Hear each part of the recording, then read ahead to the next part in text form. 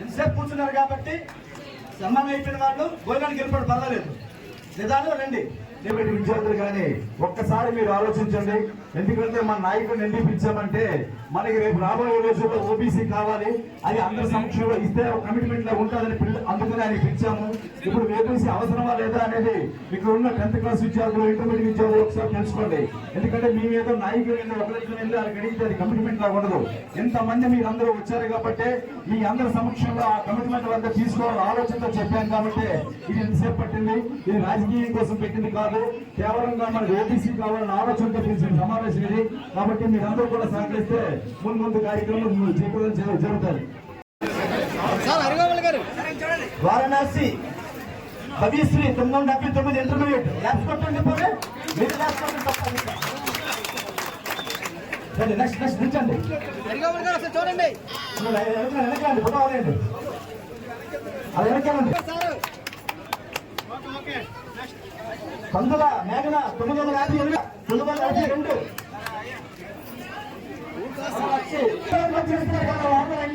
పేరు పేరు పిలుస్తారు కదా, మీటింగ్ వస్తే కడతారు. పక్కనండి పక్కనండి, నేను నచ్చాడు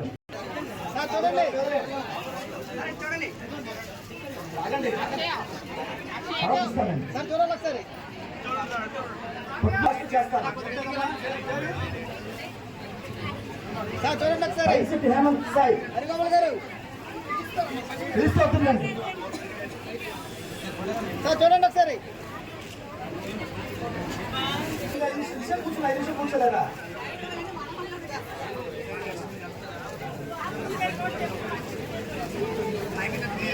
రావాలి సార్, ఒకసారి చూడాలి. అయిపోయిన వాళ్ళు పక్క వచ్చేసి భోజనం చేసి వెళ్ళాలి. మీరు చూడండి ఒకసారి. సిల్లా యశ్వంత్ కుమార్ 949, సూర్య సాయి కిరణ్ 945, సూర్య సాయి కిరణ్ వచ్చి కూటమి ఏర్పాటుకి ఒక మెట్టు దిగి ఆయన కూటమి ఏర్పాటు అయింది. మొదట్లో కూటమి ఎందుకు అనవసరంగా ఏర్పాటైంది అన్నారు. కానీ చంద్రబాబు నాయుడు గారు, పవన్ కళ్యాణ్ గారు దూరదృష్టితో రేపు మన రాష్ట్రం అభివృద్ధి చెందాలంటే కేంద్రంలో మళ్ళీ మనం సహాయ సహకారాలు మనకు అవసరం. దేశం ప్రపంచవ్యాప్తంగా 5వ స్థానంలో ఆర్థికంగా దూసుకుపోతుంటే మన రాష్ట్రం అంధకారంలోకి నింపబడింది. ఎందుకంటే ఇక్కడ ప్రభుత్వం, ఈ ముఖ్యమంత్రి కేసుల కోసం తాకట్టు పెట్టాడు. ఇంకా మనకెప్పుడు ఓబీసీ కోసం మాట్లాడతారు, వీళ్ళు మాట్లాడే ప్రసక్తే లేదు. అందుకు మళ్ళీ మనం అన్ని సాధించుకోవాలంటే ఇక్కడ చంద్రబాబు నాయుడు గారు ముఖ్యమంత్రి అవ్వాలి. ఈ సందర్భంగా ఎన్డీఏ కూటమి తరఫున శ్రీకాకుళం నియోజకవర్గ ఎమ్మెల్యే అభ్యర్థిగా బొట్టు శంకర్ అనే నందు నారా చంద్రబాబు నాయుడు గారు, లోకేష్ అన్న గారు నా పేరు కూటమి ద్వారా ఒప్పించి ప్రకటించడం జరిగింది. నేను కూడా మీలాంటి సామాన్యమైన కుటుంబం నుండి వచ్చిన వాడిని. కృష్ణాపేటలో 25 కుటుంబాలు ఉన్నాయి మనది. వాళ్ళందరికీ కూడా నా గురించి తెలుసు. మేము సౌమ్యంగా అందరితో కలిసిమెలిసి ఉండే రకం. ఇలాగా ఒక కుర్రవాడికి ఇస్తే మార్పు అవసరమని ఇక్కడ ప్రజలు కోరుకుంటున్న తరుణంలో నా గెలుపు ఎవరు ఆపలేరనే ఉద్దేశం వాళ్ళకి అర్థమైపోయి వైసీపీ నాయకులు తప్పుడు ప్రచారాలు చేస్తున్నారు.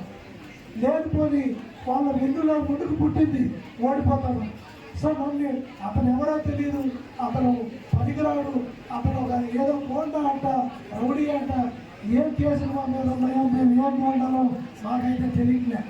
గతంలో రౌడీయిజం నడుస్తుందని పట్టణం అంతా బంద్ చేసిన వైనం మీకు అందరికీ గుర్తుంటుంది.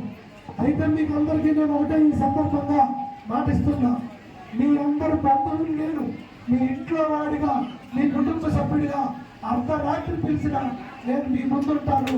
మిమ్మల్ని మీ యొక్క హక్కులకి బంధువు కలగకుండా ఎల్లప్పుడూ నిరంతరం నేను వాచ్గా కాపలా కుక్కలాగా మీ అందరికీ నేను ఉంటానని కూడా ఈ సభాముఖంగా తెలియజేసుకుంటున్నాను.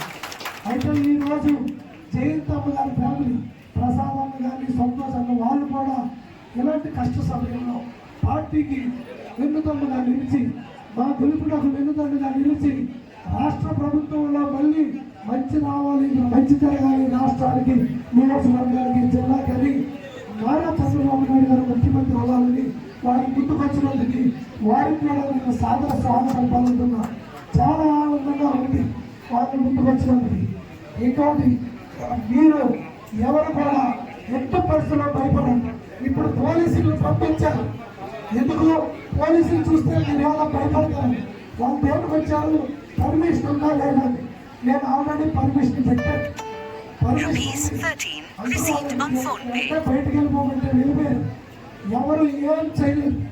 అక్కడ కిందరాపు రామన్న, అచ్చెన్నాయుడు గారు, నేను, మేమంతా మీకు ఎప్పుడు కూడా కవచంలాగా మీకు అందరికీ మేము కాస్తామని కూడా తెలియజేస్తుంటే మీ శ్రీకాకుళం మీ వెంకరికి ఎటువంటి హాని జరగకుండా, వ్యాపారాల మీద కూడా మీకు దాడులు జరగకుండా, అలాగే ఎటువంటి అరాచక శక్తుల నుండి కూడా మీకు ఎటువంటి జరగకుండా నేను కాపలా కుక్కలాగా మేము అందరినీ కాపాడుకుంటానని కూడా నేను తెలియజేసుకుంటూ నాకు అవకాశం ఇచ్చాను.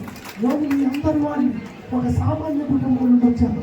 40 సంవత్సరాలుగా మా కుటుంబం ఈ పార్టీకి చేస్తున్న సేవకి నాకు గుర్తింపు ఇచ్చి, మా కుటుంబం చేస్తున్న సేవ గుర్తింపు వచ్చింది. ఒక యువకుడిని మీరు ఎంతో మందికి ఎన్నో అవకాశాలు ఇచ్చి గెలిపించారు. ఈసారి నాకు యువకుడినైనా నన్ను ఒక్క అవకాశం ఇచ్చి నన్ను గెలిపించి మీరందరూ పార్టీ మద్దతుగా యువకుడని ఒక ఉద్దేశంతో నాకు ఇస్తే, శ్రీకాకుళం పట్టణం పేరుకే కార్పొరేషన్, కానీ ఒక నగర పంచాయతీ కంటే దారుణం.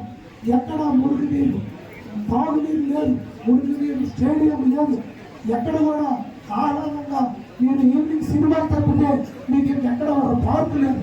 తొండలో ఉన్న 30 ఎకరాల పార్కు నేను శిల్పారావుగా తీర్చిదిద్ది, అత్యంత అద్భుతమైన పార్కుగా తీర్చిదిద్ది సాయంకాలం అందరూ వెళ్ళి అక్కడ శాంతి తీరే విధంగా నేను తయారు చేస్తానని నేను తెలియజేసుకుంటూ, వీలైనంత తొందరగా కార్పొరేషన్ ఎలక్షన్ కూడా జరిపించే 1 year లోపలే జరిపిస్తానని కూడా తెలియజేసుకుంటూ, స్టేడియం కానీ అలాగే రైల్వే స్టేషన్ వెళ్ళే రోడ్డు కానీ అన్ని రంగాల్లో నేను ఈ పట్టణాన్ని తీర్చిదిద్దుతానని, ఈ నియోజకవర్గాన్ని తీర్చిదిద్దుతానని తెలియజేసుకుంటూ, ఎంత ఆత్మీయంగా మీరందరూ నన్ను ఆహ్వానించినందుకు మీకందరికీ పేరున నా హృదయపూర్వక భావన తెలియజేసుకుంటూ నేను ధన్యవాదాలు తెలియజేసుకుంటూ నమస్కారాలు.